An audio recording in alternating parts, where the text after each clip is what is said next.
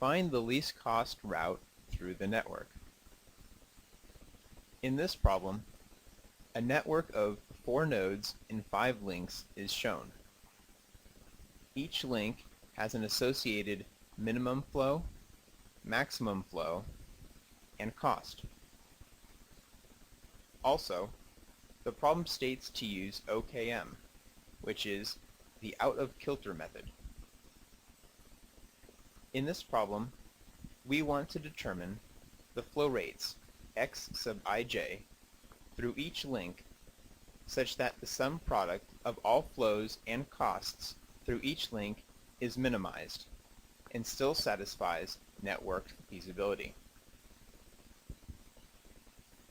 The primal objective function is to minimize cost of flow through the network, which is what we're trying to find. This objective function is subject to the following constraints. The net flow into a node must equal the net flow out of the node for each node. And the flow rate in each link must be at least the minimum flow rate and at most the maximum flow rate. For future reference, we'll identify these constraints governing primal feasibility as condition 1 and condition 2. Next, we'll assign dual variables wi and wj to nodes I and j. This makes our dual constraint for all links wi minus wj plus vij minus hij equal to cij, where variables hij and vij are the dual variables in slack with the maximum and minimum flow rates through the link at optimality. From the dual objective function, it is clear that at optimality, at least one of these link variables, vij or hij, will equal 0. If the flow through link ij is not at its lower bound, then for optimal conditions, vij must equal 0, and hij equals the greater between 0 and wi minus wj minus cij. If the flow through link ij is not at its upper bound, then for optimal conditions, hij must equal 0, and vij equals the greater between 0 and wj minus wi plus cij. For future reference, we'll identify these equations as condition 3 and condition 4. Our goal will be to determine the primal variables associated with each link and dual variables associated with each node, such that all 4 conditions are satisfied. The out-of-kilter method states to temporarily relax the second and fourth conditions, and to always maintain the first and third conditions. If a particular link in the network does not satisfy constraints 2 or 4, the link is said to be out of kilter. Once the node and link variables are adjusted properly, all links will be in kilter and will have an optimal solution. Returning to our network, we'll assign this network diagram the letter G.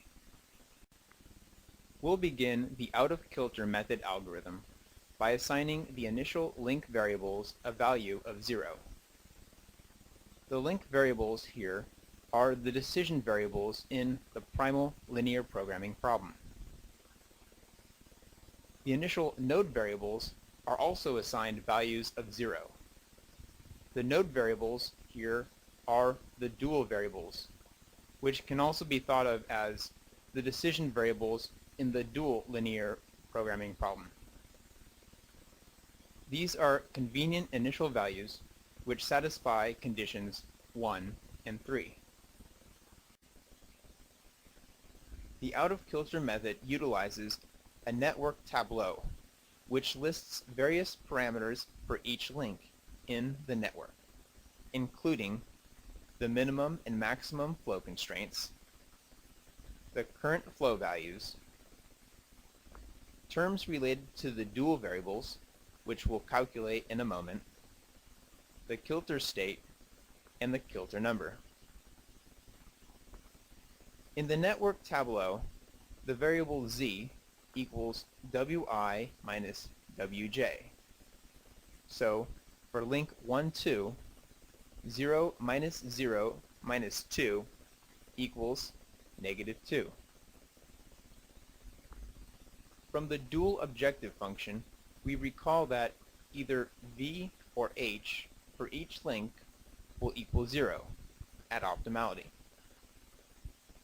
And since both v and h must be non-negative, the link cost and dual variables are plugged in, and we learn h must equal 0, which makes v equal to 2. Next, the link is tested for its kilter state using condition 2, the link constraint, and condition 4, complementary slackness. Since the current link flow of 0 is at least the minimum and at most the maximum, condition 2 is satisfied. Since the link flow equals the minimum flow and h12 equals 0, then complementary slackness is satisfied, and the link is said to be in kilter and have a kilter number of 0. Link 2-3 is calculated the same way. Z minus C calculates to 3, V equals 0, and H equals 3. Since the link flow is at least the minimum and at most the maximum, condition 2 is satisfied. However, condition 4 is not satisfied because the link flow does not equal the maximum flow and H is greater than 0, and the link is out of kilter. The kilter number, K, equals the necessary change in the primal variable required for the link to be in kilter. Since H is positive, the link flow, which is currently 0, should equal the maximum flow of 6. This makes the kilter number 6.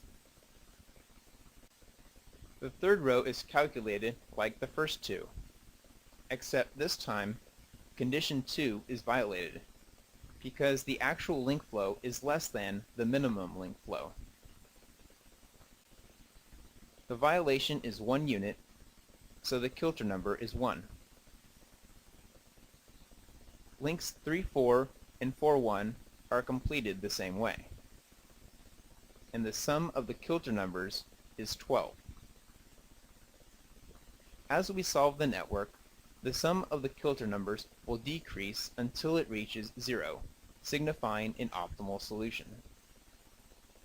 One way to visualize the primal-dual relationship and better understand what it means for a link to be in kilter or out of kilter, we can look at the primal-dual phase diagram. In this diagram, if a point is on the line, it is considered to be in kilter.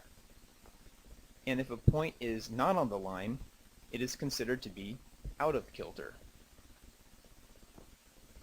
The vertical axis relates to the primal variables, and the horizontal axis relates to the dual variables and the link cost. If a link is out of kilter, then the kilter number is the required change in the link flow for the link to be in kilter. Links can become in kilter in two ways: by changing the primal variables, which are the link flows, or by changing the dual variables, such that Z minus C equals 0.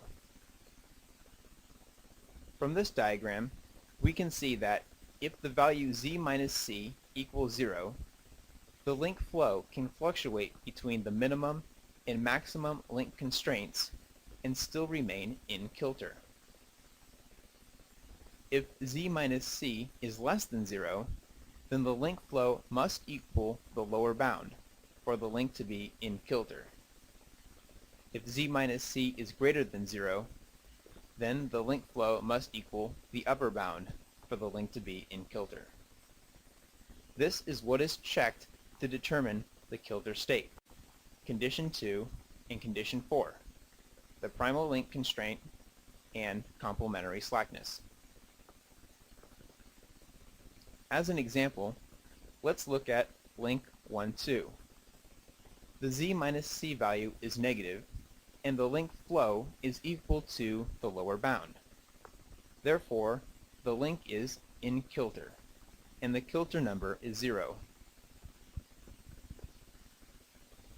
Currently, link 2, 3 is out of kilter because z minus c value is positive, and its link flow equals the lower bound rather than the upper bound, and its kilter number is 6. Link 1, 3 is out of kilter because its flow is less than the minimum. We'll return to the primal phase diagram later in the problem. We last left off at the network tableau. From here, the next step is to sketch an incremental flow network, G', which includes the same nodes as the actual flow network, G, except the links in G' represent the feasible flow changes from the current flow network, G, such that the kilter number does not increase. For example, remember that link 2, 3 is out of kilter because its z minus c is positive and its current link flow is 6 less than the maximum link flow. For this reason, link 2, 3 in the G' network equals 6, because we can increase the flow in link 2, 3 as many as 6 units without increasing the kilter number. Link 3, 4 is the same way, but its kilter number is 5.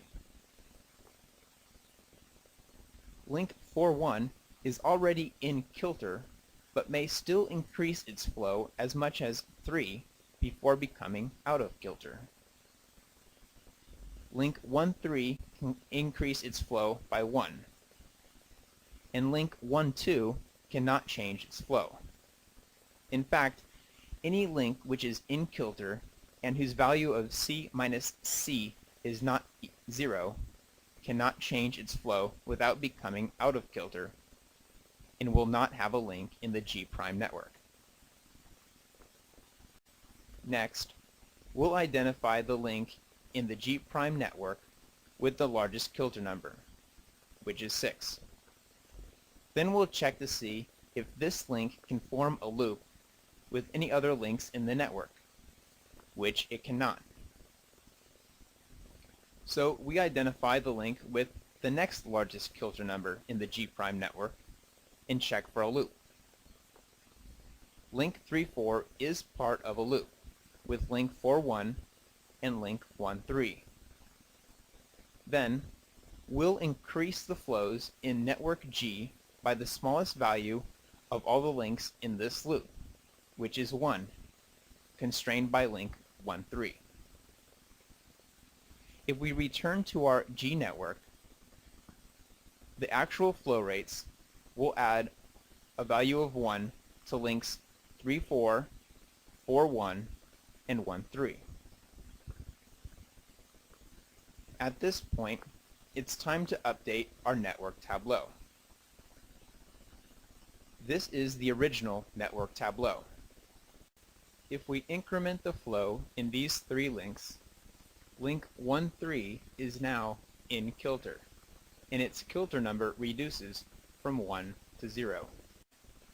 Link 3, 4 is still out of kilter, but its kilter number reduced from 5 to 4. Link 4.1 remains in kilter.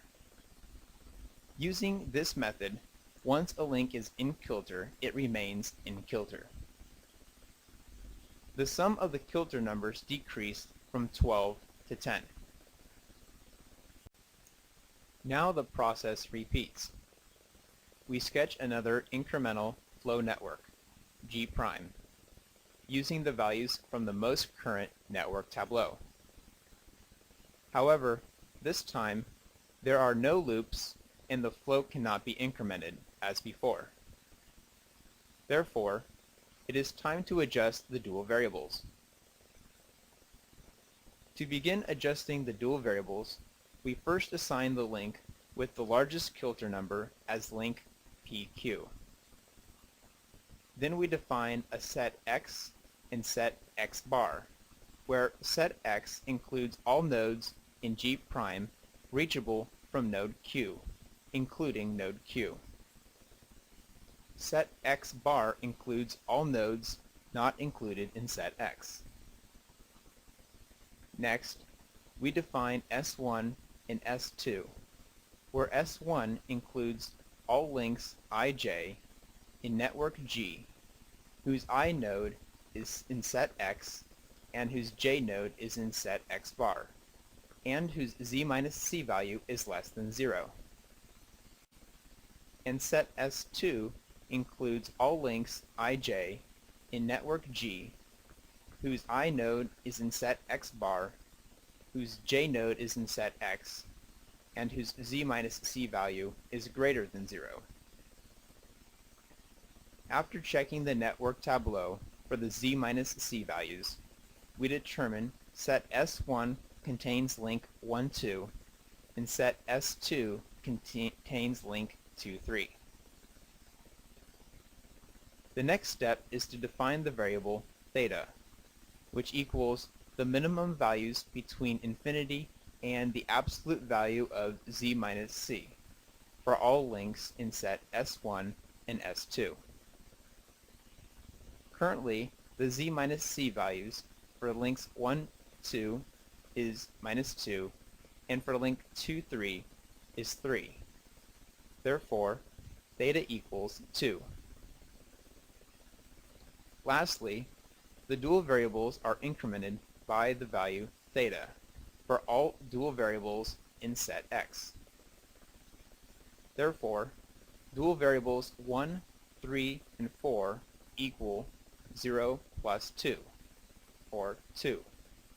And the dual variable at node 2 still equals 0. With new dual variables, it is necessary to update the network tableau. Here is the network tableau as we last saw it. Since the dual variables affect the Z minus C values, the tableau is calculated, and all the variables that change due to modifying the dual variables are shown in red. Although the sum of the kilter numbers didn't decrease from 10, modifying the dual variables will allow the primal variables to be adjusted.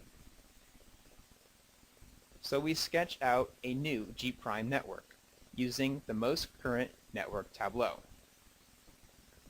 Since the Z minus C value in link 1, 2 equals 0, its flow can be incremented 2 before becoming out of kilter. As before, link 2, 3 can be incremented 6, link 3, 4 can be incremented 4,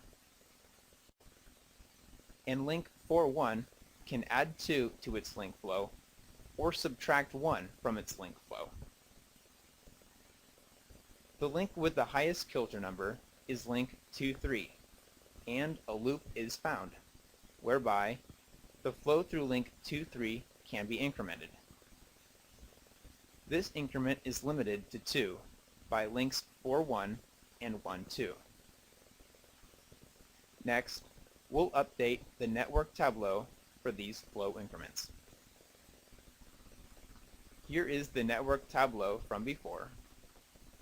Adding 2 to these 4 links causes the sum of the kilter numbers to decrease from 10 to 6. However, links 2,3 and 3,4 are still out of kilter. At this point in the algorithm, the G network is shown, with the primal variables shown in red and the dual variables shown in blue. If we draw another G' network, we notice there are currently no ways to adjust the primal variables. So we'll adjust the dual variables again. As before, link PQ is defined as link 2,3, but this time node 1 is in set X bar. Set S1 is empty, and set S2 contains link 2,3, and theta equals 1. The revised dual variables for nodes 1, 2, 3, and 4 are 2, 0, 3, and 3, respectively. Updating the network tableau, the values that changed are shown in red. Link 2,3 is now in kilter, and the sum of the kilter numbers decreases from 6 to 2. Drawing out another G' network, we notice there are, again, no ways to adjust the primal variables. So we adjust the dual variables again. This time, node 3 is in set X bar, and as before, theta equals 1. The dual variable at node 4 is the only variable in set X, and is incremented by theta to equal 4. Returning to the network tableau, the updated values are shown in red. Since no more links are out of kilter, the sum of the kilter numbers equals 0, and the network has been solved for an optimal set of primal and dual variables. In this case, the optimal primal variables are a unique set, and from duality theory, the optimal dual variables are never unique. The final network diagram shows the optimal link flows in red and the set of optimal dual variables in blue. Since the problem asked to find the least cost, C transpose X equals 0. When reviewing the possible solutions, the answer is C.